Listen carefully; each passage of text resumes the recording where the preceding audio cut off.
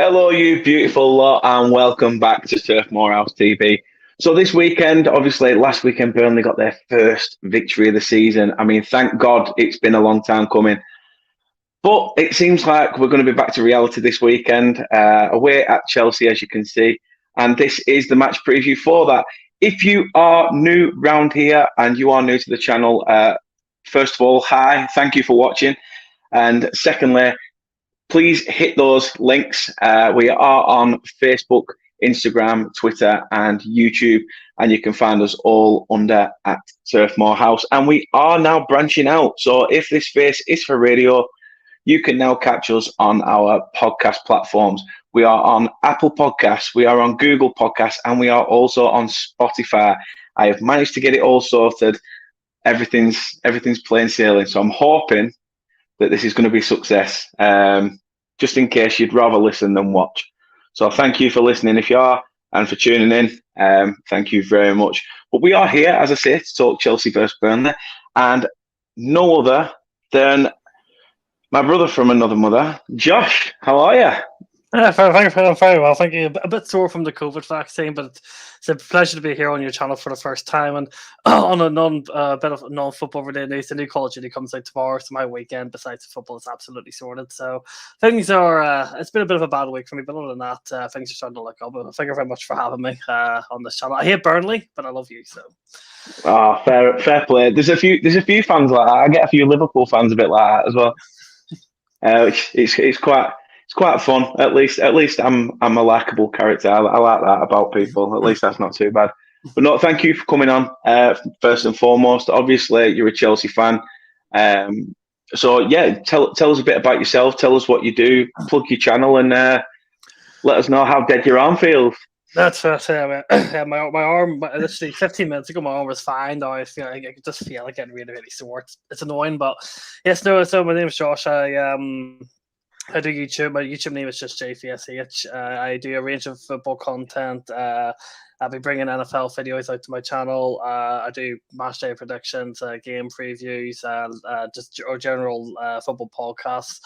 I'll be making. I haven't uploaded in a long time for particular reasons, but I'll be getting back to that within the next 2 weeks, especially during the international break, which would be a good time to get things back up and running. And I just love anything. I love anything football related. I could talk all day about Chelsea, non-Chelsea, European leagues. It's just football's a part of me. It will never leave me, and my passion for the sport only grows. So I enjoy coming on and helping other channels. And I'm the one other fan who doesn't be too biased about the club that I support. I do try and keep an even mindset. I won't go to say Chelsea are going to tank Burnley 4-0. It's going to be all easy. I'm not like that. No, so obviously you do have a YouTube channel, don't you? And feel free to plug it away. Yeah, so it's just JFSH, Josh with a fee instead of an O. It's very original. It took me hours to come up with that name, but it was really, really hard fought. But yes, that's basically what it is. I'm sure probably is in the link. Probably is in the description. Isn't it? If anybody, it is, yeah, it is. And if you're interested to keep an eye on what's coming, then that's where to go because I do have some big things planned. Happy days. So as Josh did just say, please do go check it out. His link to his channel is in the description, and it would mean a lot. So first of all, we'll take a couple of comments before we get into the actual preview. And Ankit's here. I mean, of course, Ankit's here. I love how he puts a red heart and not a blue heart, even though he's a Chelsea fan. I'll take that. It's as close to claret as can get. Up the clarets, though. Big up, Dan and Josh. Thank you, Ankit. Thank you very much. We've also got United fans in the house. Look at this. It's becoming a Premier League affair. United fan checking in just for the hell of it. Evening, gents. Thank you very much for tuning in. It really does mean a lot. And thank you for your support. And it's fantastic. So thank you. If you can, please do subscribe and stick with us. It would really, really mean a lot. Talk, big up. How are you? Hope you are well. And Connor, it's Baldy and Sleepyhead, he said. Sometimes, you know what? Since it's my channel, Connor, they're yours. But no, hope you're all well. Hope you're all well. Connor's also a content creator, as his talk. Please do, and Ankit, do go check them out. They are amazing at what they do. So do go and show their channel some love as well. So, Chelsea versus Burnley, Saturday, 3:00 kickoff at the Bridge. I mean, talk to me about your season so far. It's kind of hard not to complain. 2 losses all year against a very, very good Manchester City team, which played out of their skin. I said all week leading up to that game, City were probably going to beat us. After beating them, in an FA Cup semi-final, a league game, and the Champions League final, they were always going to come to Stamford Bridge and turn up against us. The Juventus result was a bit of a bad one. Juventus were truly awful, but it's hard to complain about Chelsea's season. We're top of the league. I think we're top of the league by 3 points, maybe 4 points, something along those lines. We're playing some really, really good football. We're creating chances, scoring goals. We've got quite a few players out injured, and we're still doing very, very well. I can't complain. The defense has kept rock solid. Midfield, all the midfielders are playing really, really well. Maybe a bit disappointed that our attackers, Kai Havertz, Lukaku, Ferner, haven't fully got firing yet. But still, dude, when you're top of the league, how else can you complain? There's not much else. Even if you're playing really, really badly and you're top of the league, you can't really say much. So, but no. We're only at the start of November. It's a long, long, long season, and anything can change. But so far, couldn't be any happier. I mean, there's been a lot asked, hasn't there? Because to be fair, I mean, what do you make of Trevor Chalobah? Obviously, he's come in. I know he's been in your youth system for quite a while, but he's sort of cemented himself at centre back, really, hasn't he? Yeah, Chalobah was a bit of a funny one because he got an extended pre-season because obviously we had the Euro, so a lot of our centre backs were coming back late. So Chalobah got an extended pre-season. He got a lot more of a chance to impress Thomas Tuchel, and he played, I think, the most minutes as a centre back in pre-season. And Thomas Tuchel really, really liked him. There was a lot of rumours that he was going to get a loan. Obviously to West Ham for 30 million, and we didn't end up getting Keontae from Sevilla. So kind of left that open spot for Trevor Chalobah to come in. He made his competitive debut for Chelsea against Crystal Palace, scored I think it was the second goal against Crystal Palace that game in the opening game of the season. And since then, he hasn't looked back. He played the Super Cup game that followed the Wednesday night after the Palace game against Villarreal, played really, really well. And then he's not the first choice centre back. He's definitely, the bench option. He'll play when another centre back can't.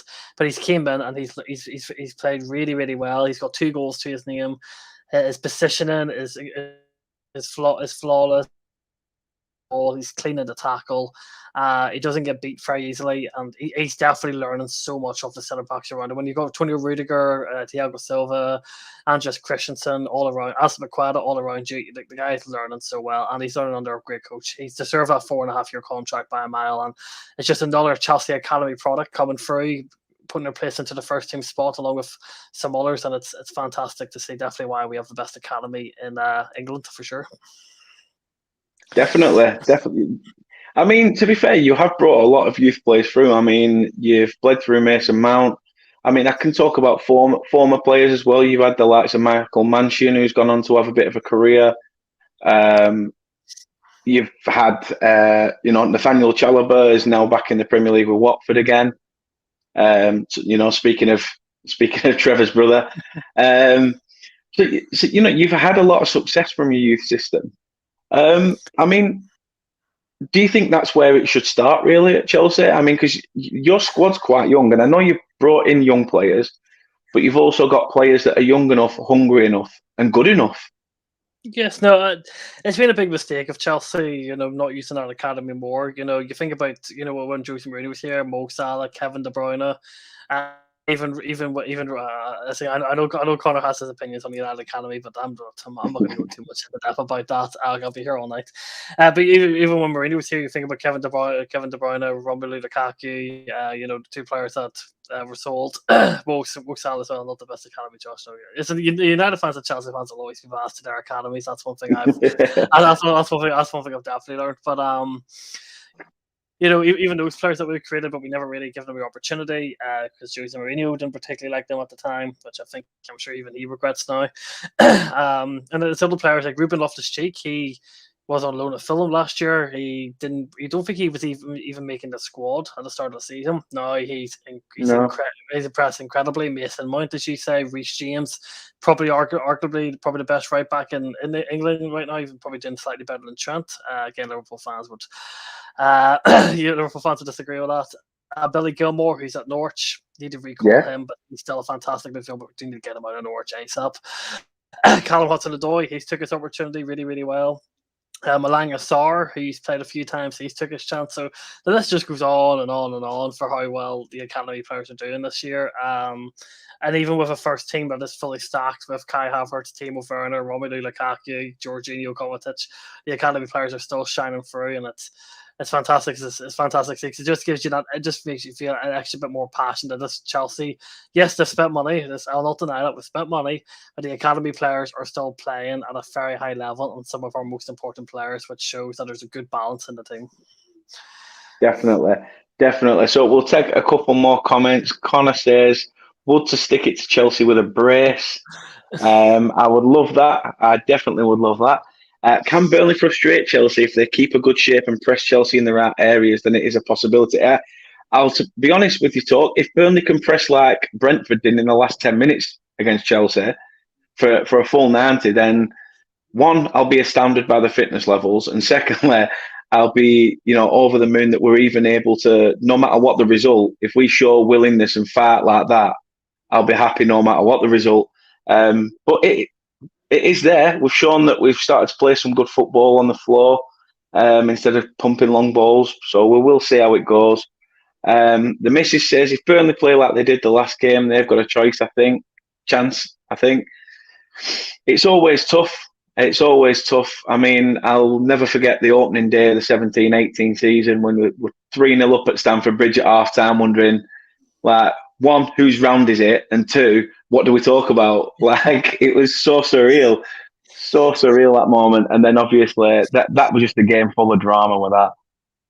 But Connor says this could be a win or a draw if Burnley are on the form they were against Brentford. What else have we got? Connor saying thanks for the backup. Youth, courage, greatness. Definitely. Odds on Trippier returning to Burnley in January or over the summer. Loved his video of congrats to Dash. I would take Trippier back in a heartbeat. I mean, he said he would love to play for Dash again. Who knows? Who knows what will happen? I think if he is to come back, I think with the sort of calibre of player he is, Burnley do need to push on. At least finish a solid mid-table to entice Trippier to get at least, come to Turf Moor again. Otherwise, it'll be in some sort of coaching role if Dash is still there. But you never know. United fans said no. The Ronaldo boat had already sailed, but he's come back and been all right. But Connor says he does agree with you, Josh, on Billy Badass. Love him for Scotland. And please correct me if I'm not pronouncing it right. Is it Hele? Just do correct me if I'm incorrect or if I am correct. But yeah, Burnley can frustrate, and they can. They're always frustrating. I mean, that's why everyone hates them. Yeah, it is. People say we're a rugby team. But for a rugby team that's not had a red card holds the record for not having a red card for the longest period of time. So can't be roughing people up that much, can we? Really? Moving on from the comments, moving on to your manager, what do you think of Thomas Tuchel and sort of how he's done so far? Because a lot of people thought it was just going to be a stopgap last season, but and Abramovich will probably try and look a bit further. But what do you think of the way he's come in and done his bit for Chelsea? First of all, I didn't agree with the Frank Lampard sacking at the time. I wanted Lampard to get more time, and even though it was not surprising that Frank Lampard got sacked, it was surprising that he got sacked after winning the FA Cup game against Luton Town. So the fact that he got sacked wasn't surprising. It was the timing that was. And when Thomas Tuchel came in, I thought his time at PSG was underwhelming. So I thought we're getting an overrated manager. He's not actually that good. He's not very good defensively. And then everything, I felt like I was just like, oh my god, I couldn't be any more wrong. Like, this is a guy who came in mid-season with a team that was low in confidence, took them into the top four. Yes, he maybe got slightly bit lucky on the final day with Ryan Mason Spurs beating Leicester, but we still got fourth regardless. Compared to, I think we were 12, 13 points behind when Lampard got sacked.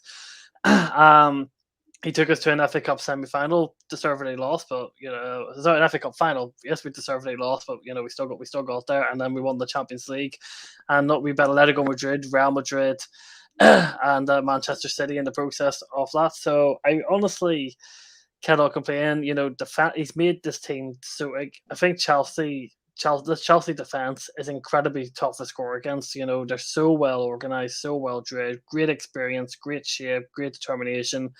The game plans are always spot on, and the attack, and in terms of our attacking sense, it's still improving. Chelsea can be better attacking wise. They can create. They need to start being able to create a bit more chances, but it is something that's slowly starting to build. It's a shame because we haven't really had a chance to play a fluid, the same front three week in week out. So the chemistry isn't there yet, which is always a big part in football, as you'd probably know, because you've seen Ashley Barnes and Chris Wood link up quite a lot. Chemistry is a big thing in football. Yeah. We haven't had a chance for that yet. So, there's still a lot more to come. We haven't hit our heights yet, but the fact that all our wing backs like Chilwell and Alonso and Reece James are scoring all of our goals at the moment just shows the talent that's in this team and how well Chelsea use their shape.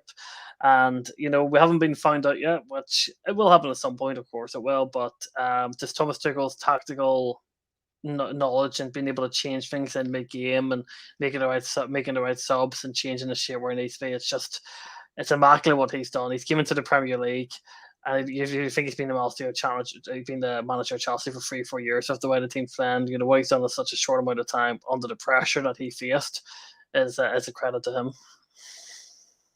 No, fair shout. I mean, as you were saying about your attacking line, obviously you've got the likes of Lukaku who came in and pretty much hit the ground running, and it's sort of, as pundits have been saying in the last couple of weeks, it's sort of dried up. You can see in his performances, he's not got that fire in his belly as much as he did when he first came in.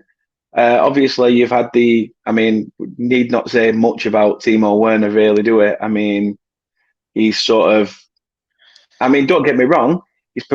The thing I don't get with strikers is, they are judged on the amount of times the ball hits the back of the net, and sometimes you get a striker who's more of a creator than a finisher. Do you feel that's more of a case with Timo, or do you think? And how do you think of Lukaku at the moment? Obviously, I know he's injured, isn't he?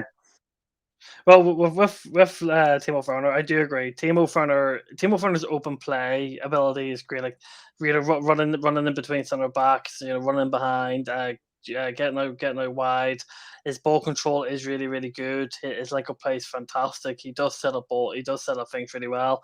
He does seem to have a lack of concentration and a bit of overthinking in terms of in front of goal, which has led his confidence being low when he really should be scoring so many opportunities that he gets. But he does bring so much more to the team other than scoring the goals. And I don't really think Thomas Tuchel sees him more as a striker. No, I think he's more seen as an attacking midfielder or more of like a left-sided player. I don't think he's seen as a striker for the fact that he does more create chances rather than score goals. If he was able to combine, what he's done for Chelsea so far in terms of creating chances, and then add his goal scoring form from the Bundesliga, and he'd be one of the best players in the Premier League right now, even before his injury. But I think I like Timo Werner a lot. I think he gets criticised far too easily by some Chelsea fans. Yes, he misses some easy chances, and it does hurt. But I do even this season, his goal scoring and he's been a bit more clinical. I think he's getting out. He's still super young. He's gonna have a long, great career at Chelsea. With Lukaku, I don't think we're using them right. I think Lukaku's more than just a big target man. I think he can run him behind. We need to be getting him in the box a bit more, trying more crosses, more regime crosses onto his head. I just don't feel like we're having him in the box enough, which means he's not getting much chance to get shots off, which would score goals. He's always seemed to be the link-up play, and by the time the ball gets into the box, he's not really there to be the poacher, to be there to get to the end of it. But I feel like that stuff will take time, and I think Tuchel has tried to play different formations. He's tried to play with the two strikers, and it did work until Lukaku got injured. And I just don't think he knows who he wants to play out there yet with Lukaku, if it's Werner or Kai Havertz or more like a Ziyech or something. So it's all trying to be figured out, but the pieces are coming together slowly week by week, and even with a defeated front three of Kai Havertz, Ziyech, and Hudson-Odoi who have to play at the moment, Chelsea don't look like they're slowing down anytime soon, and that just comes down to team spirit, good management, and talented players. No, that's fair enough. Fair enough. I proper want to get it right. I want to get it right. But Lukaku still hasn't improved his first touch, and he still trips himself up. I mean, we sort of get that with Matej Vydra. He's sort of, on his day, his first touch is absolutely phenomenal. But then, I saw him against Rochdale in the cup, and literally everything he touched, it fell behind him and things like that. It was quite difficult. But yeah, it is a tough one with Lukaku. It's a big tough one. Nippon's in. All the Chelsea fans are starting to filter in now. Nippon, how are you, my friend? For anybody who's here, I will be on Josh's channel at 7:30. And also I will be on Nippon's channel at 9 o'clock because I am a busy man. But yeah, thanks for tuning in, Nippon. What's for tea? What's for lunch? Where are you? Where are you travelling to? Let us know what you're up to. Ankit says, Havertz not playing in one fixed position at his age causes the lack of fluency in attack, in my opinion, but he's been great. I mean, do you agree with Ankit? I don't think Kai Havertz has exactly. I think Kai Havertz is definitely a striker now. He doesn't really seem like he plays like a number 10 anymore. I think Thomas Tuchel has kind of stopped that. I think other players like Mason Mount, Hakim Ziyech, Callum Hudson-Odoi are starting to take up that position more. Kai Havertz is definitely seen as either the backup to Lukaku or will play with Lukaku up front. I don't think he's necessarily changing positions. I think he is. I think there has been some debates if he's a number 9 or if he's a false 9, but he's definitely a striker or plays in a striker position more than not now, and he's getting better and better. Like the guy, I think coming into the new year, he's just going to be really, really good. But people are starting to take eye to what Kai Havertz is starting to become in the Premier League. Yeah, he's a different kettle of fish, and as you say, he's only a young lad still as well, isn't he? So he's got loads of years to improve. Yes, I do completely agree. And just say with Lukaku will get there. I'm absolutely sure. It's just a matter of trying to use him right and figure out if he's better in a 2-man striker or if he's better with the number 10. So it'll just take time. But because Serie A is very different to the Premier League, and Lukaku's adjusting to it. But I don't think he's been as bad as some people say. He just needs to be more involved in the game. I think that's the big issue with him. No, it's one of them. Obviously, Ankit as well. Totally understand. Honestly, mate, I'd be honoured to be on your channel. Really would. So anytime you want me to come on, just drop me a message. But first of all, a happy Diwali to you as well. Hope everything's okay. I hope you've had a fun day. And yeah, past midnight there. Which is how I think it's probably going to end up on Nippon's channel. I'll still be there at midnight. Connor says, thank you to Chelsea for having Pulisic healthy right in time for Mexico. And obviously Connor would say that with being an American. He clearly wants Pulisic fighting fit and raring to go. And Ankit's saying that he hope he doesn't get injured again.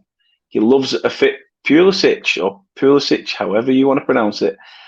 But, I mean, I've got one sort of final question to ask you, really. It is about Stamford Bridge.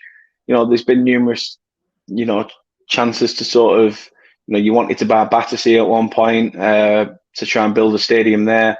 Do you think it's going to come to a point where Chelsea are going to have to move, or can you see it sort of being a Liverpool where it'd be like a slow upgrade to what's already there? I don't think Chelsea will move.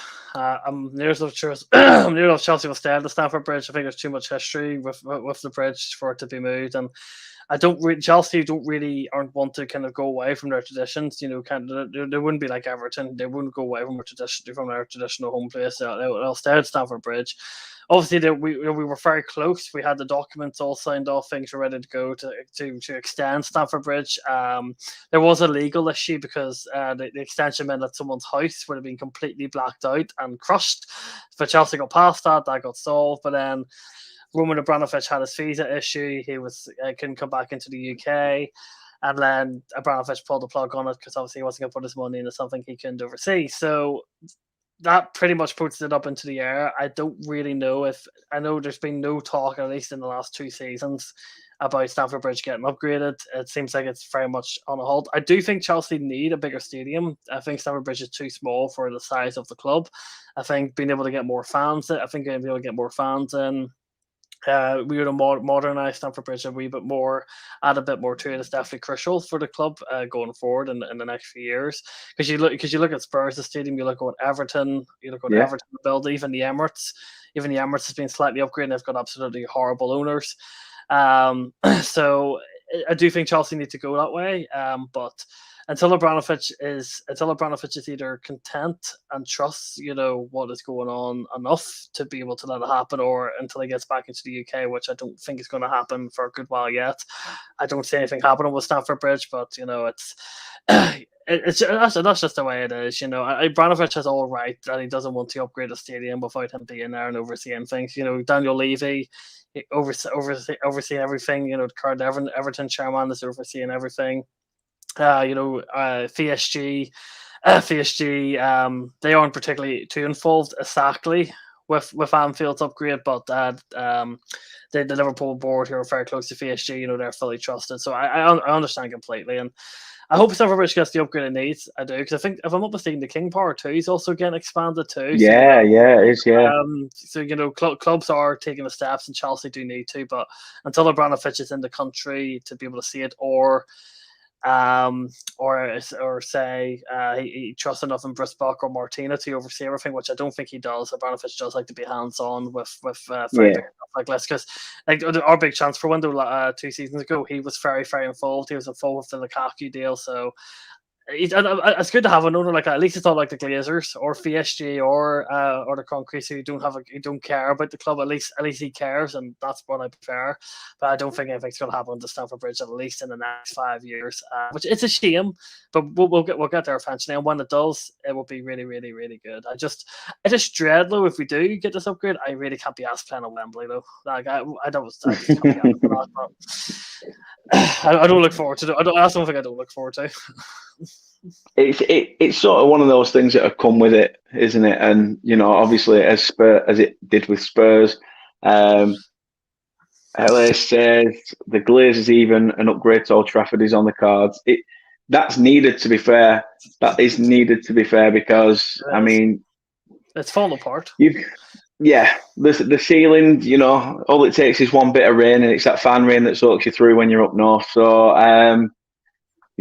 that it's the little things that need doing to Old Trafford. And Ankit agrees with the missus, who has said, remember to give a thumbs up and subscribe. Apparently I put so much time and effort into this. I'm glad she realises. The edits, social media, etc. Only 6 from 200. I mean, if I can get that extra 6, that'd be brilliant, because I did say hopefully reach 200 by the end of the season. And we're only 6 away, so I'll be extremely, extremely happy if we can get there before the end of the year.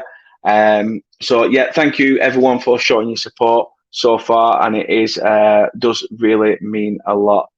It's a disgrace the conditions at Old Trafford have fallen apart. It is, and I suppose Liverpool were probably singing the same thing, not just about Old Trafford, but Man United, falling apart again. Moving on from the Chelsea talk, first of all, First of all, next up, sorry, we're going to get Josh's predictions.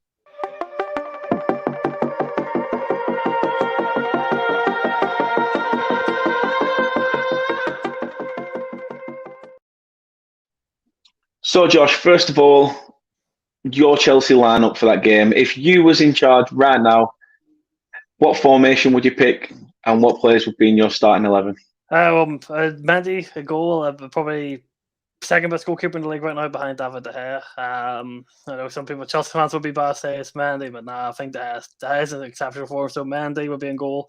I would definitely have a back three of. I'd have a back three. I'd probably play Thiago Silva in the middle, Azpilicueta on the right, Antonio Rudiger on the left. I think that's probably our most experienced and probably best back three. Right wing back James, left wing back Joel. I'm so happy Alonso's out of the starting lineup. Like I've said it all along. Marcus Alonso, he's not consistent enough to be a starting left back. Send him back to Bolton. Yeah, send him to League Two or just do something with I hate him. I despise Marcus Alonso with passion. He's awful. He's truly awful. I would play Kante and Kovacic. No, sorry, Kante and Jorginho in the midfield. Kovacic is out injured. And then I would play a front three of Ruben Loftus-Cheek. I'll say probably Ruben Loftus-Cheek, Callum Hudson-Odoi, and Kai Havertz. Siak, particularly, I don't know if Ankit's going to agree with me or not. I haven't been too impressed with Siak. Yeah, he scored a good goal against Mambo, but he just isn't filling me with much confidence. I just don't think he's doing anything what we expect from Siak. He's not really assisting. He's giving the ball away a bit cheaply, not making the right decisions. But Ruben Loftus-Cheek has took us all by storm. Hudson-Odoi is doing really well, and Kai Havertz. One, he's our only striker option, and two, he deserves it. So that would be my starting lineup in the 3-4-2-1 formation. Sounds good. I mean, I think everyone could pretty much presume what Dash is going to do. It was 4-4-2. Usually a 4-4-2. Usually, but this season he's changed it up a little bit. He's sort of gone with it's sort of a 4-4-2, but moved around a little bit. Looks more like a 4-3-3 in my opinion. So you'd probably have Pope in goal. You'd have Matt Lawton at right back. You would have Ben Mee and James Tarkowski at centre, with Charlie Taylor on the left. Then you'd have your midfield three of Jack Cork, Josh Brownhill, and Ashley Westwood. Then you'd have your forward three of Dwight McNeil, Maxwell Cornet, and Chris Wood. You could look at it as though there's one player behind the striker, or you could look at it as sort of like two sort of inside forwards and a man up top. It's going to make for a good game. I mean, I like the fact of the way that Cornet plays. Fingers crossed he plays quite. I love how he likes getting into space, which is something the majority of Burnley players don't do because they are robotic statues half of the time. But we'll see how it goes in the game. Couple of comments. Helen says, haha, very funny. I just subbed to your channel. Thank you very much. Thank you so much. And Ducky, the big fat tank, he is here. Ducky the tank engine, there he is. Burnley will make it difficult for Chelsea, but realistically, I think Chelsea will win 3-1. You always have to put a downer on it, Ducky, don't you? I can't see them doing to us what they did to Norwich. No, I can't see that myself personally. I'm glad they got that one out the way, to be honest. And we'll see. We'll just see what happens on Saturday. It's going to be a very tough game. Ankit says Mendy, Chalobah will be high after the contract extension. Christensen, Rudiger, Chilwell, James, Ruben Loftus-Cheek, Kante, Callum Hudson-Odoi, Kai Havertz, and Hakim Ziyech. Mount to come on. That's not a bad shout. Not a bad shout. I can see us conceding one for a change, but we'll have enough at home to score 3. You probably will. It seems everybody's got a 3-1 result going here at the Bridge. However, Burnley could cause an upset if they play like last weekend. I bloody well hope so. I really, really do. So that lineup moves us on to your prediction. And how do you think the game is going to go at the Bridge on Saturday?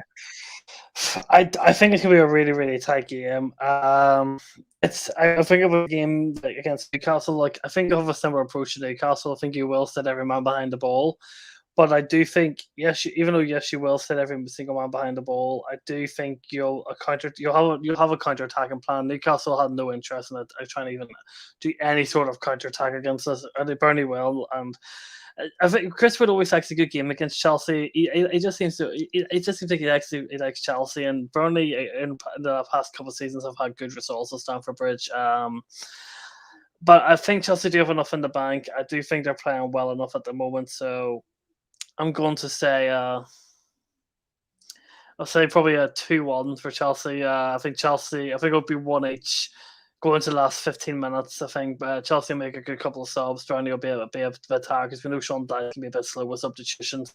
Chelsea do have the right players. Chelsea have the right players on the bench to make a decent impact. I think a 2-1 for me.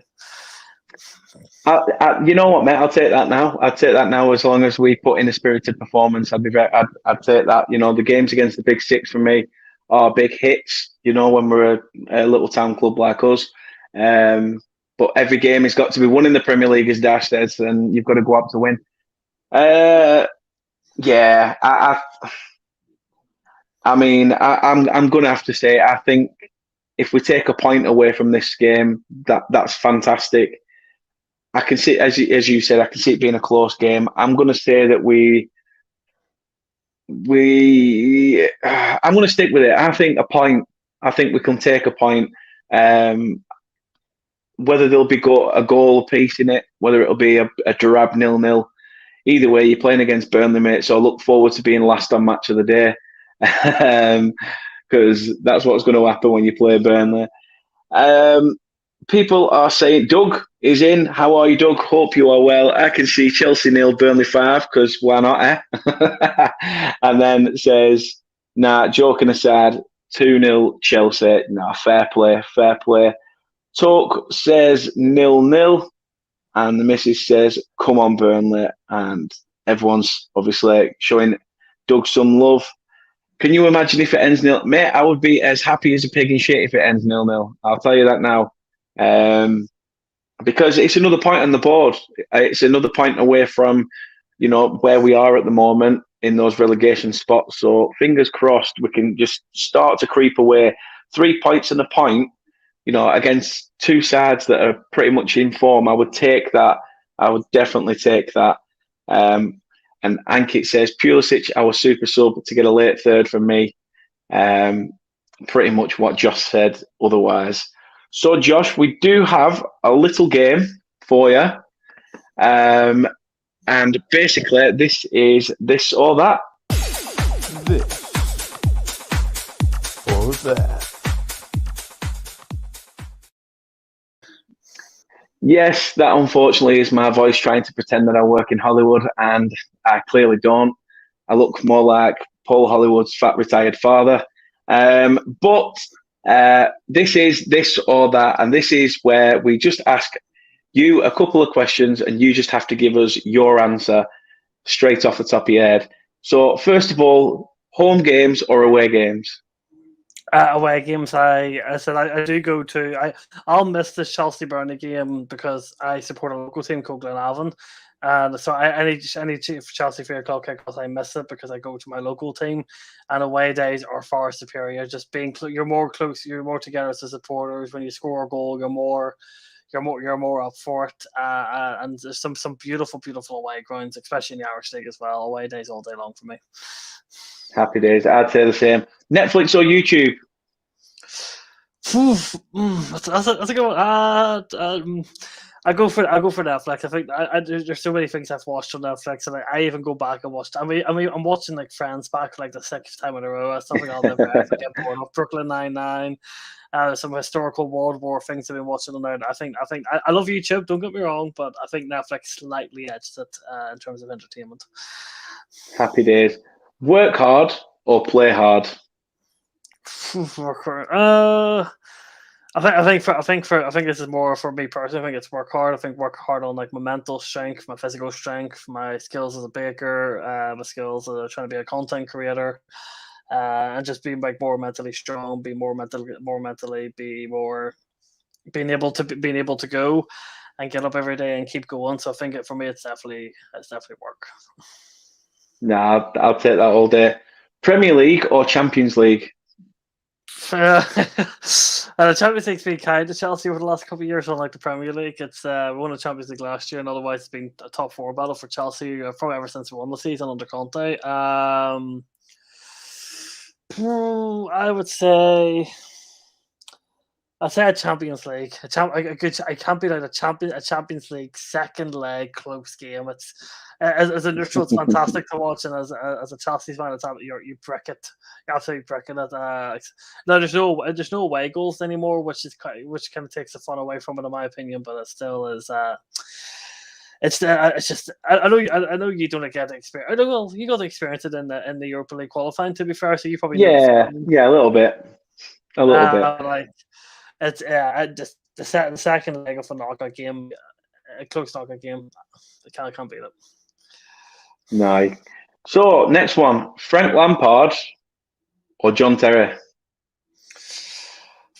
John Terry.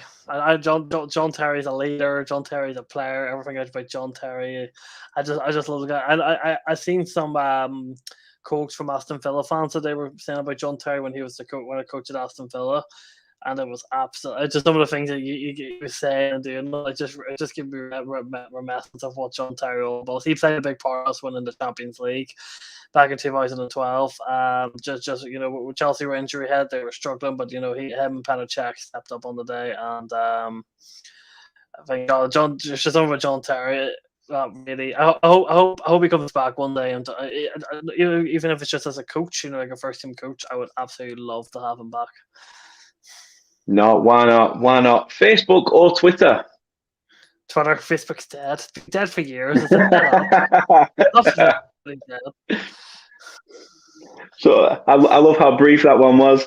Then you've got Mendy or Cech. It has to be Cech. Like, Cech. I don't get me wrong. I love Mendy, and Mendy's definitely, if he keeps going the way he is, he'll be writing himself into the Chelsea history books. He already has in terms of I think he's the first African to win the Champions League, if I'm not mistaken. He's doing incredibly well at Chelsea, and he is a Petr signing. Funny enough, but it's definitely Cech. His 6 scores in that 2012 Champions League final, on top of everything else. It's just amazing. As much as I love Mendy, it doesn't come close, unfortunately. But Mendy's going to be an incredible goalkeeper for Chelsea in the future too. He's already writing the history books, and he's criminally underrated by other fans as well. No, fair play. Cats or dogs? Dogs. Never really had a cat. Don't really have any interest. I've got a bird at the moment, so it's very, very, very. So that you might see her in chat every now and again called Kate. Fair enough. I love to be fair how people hate being called birds, so that's why I've done it. Definitely a dog. No, I definitely have to agree. So this one, would you rather win the Premier League title and no Champions League, or finish second and win the Champions League? That's a good one. I would say because before it's a bit of a. I think it's really one way to answer this. I think it is win the Premier League because we won the Champions League last year. Especially maybe as I said, our last few Premier League campaigns have all been about finishing fourth. We finished third under Maurizio Sarri, finished fourth under Frank Lampard. The first season we finished fourth last year under Thomas Tuchel. So Chelsea need to be fighting for first, second place. It's a Premier League title. It's long overdue, and a lot of that comes down to as you remember before that big transfer when we signed. We were signing players like fucking Danny Drinkwater and Sabra Costa and Higuain and all like that, and that just put us right down into fight for top 4. But we're getting up there. The Premier League title definitely all down. It's been too long. Happy days. And this is the big question that everybody needs to know. Obviously, I'll take in what Ankit says. He said this season, I'd want to win the English Premier League, but generally I'd go for the other option. We're champions of Europe after all. Why not? It's all a matter of opinion. Now, this is the big one, Josh.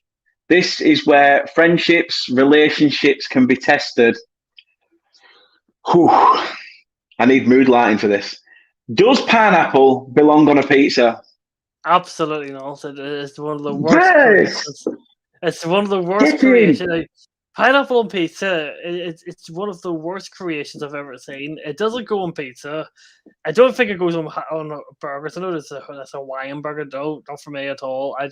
Pineapple is nice by itself, but I see on a pizza, man. Just keep it, bin it, burn it, get rid of it, just do whatever. It's absolutely Yes, get in.